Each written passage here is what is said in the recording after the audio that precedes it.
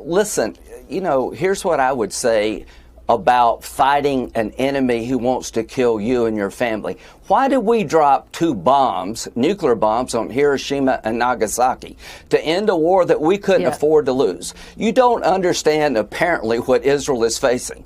They're facing 3 groups. Iran, who has received $80 billion in aid. When Trump left office, they were exporting 300 barrels of oil a day. Now they're at 1.3 million a day. They've been enriched by Biden. They're taking that money to kill all the Jews. So when we were faced with destruction as a nation after Pearl Harbor, fighting the Germans and the Japanese, we decided to end the war by bombing Hiroshima and Nagasaki with nuclear weapons. That was the right decision. Give Israel the bombs they need to end the war they can't afford to lose, and work with them to minimize casualties. Senator, military officials would argue that there has been so much technology since those bombs were dropped that for that very reason, that is why Israel and other developed countries can be more precise. But let me ask it this way, because President Biden is not the first president to use arms shipments to try to influence Israeli policy. As you know, former President Ronald Reagan on multiple occasions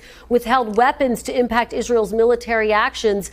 Did President Reagan show that using U.S. military aid as leverage can actually be an effective way to rein in and impact Israel's policy? When you're telling the world you're going to restrict weapons delivery to the Jewish state who is fighting a 3-front war for their survival, it emboldens Iran, it emboldens Hamas. Sinwar is probably juiced up on the idea there's daylight between the United States and Israel. The hostage deal is harder. This is the worst decision in the history of the U.S.-Israel relationship to deny weapons at a time the Jewish state could be destroyed. So here's what I would say. There is some hope we can get over this.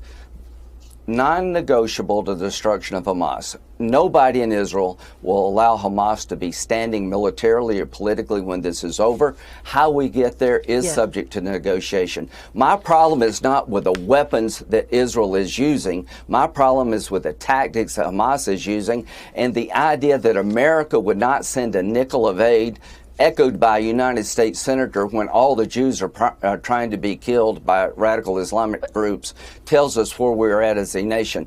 The Republican Party is with Israel without apology. Well, historians would say, why is it okay for Reagan to do it and not President Biden? But let me ask you about why is it okay? Deal. Well, can I say this? Why is it okay for America to drop 2 nuclear bombs on Hiroshima and Nagasaki to end their existential threat war? Why was it okay for us to do that? I thought it was okay. To Israel, do whatever you have to do to survive as a Jewish state. Senator, again, military officials say whatever the technology has changed. But let me ask you about how all these of this military could officials impact. that you're talking about Let me ask you are something. full of crap.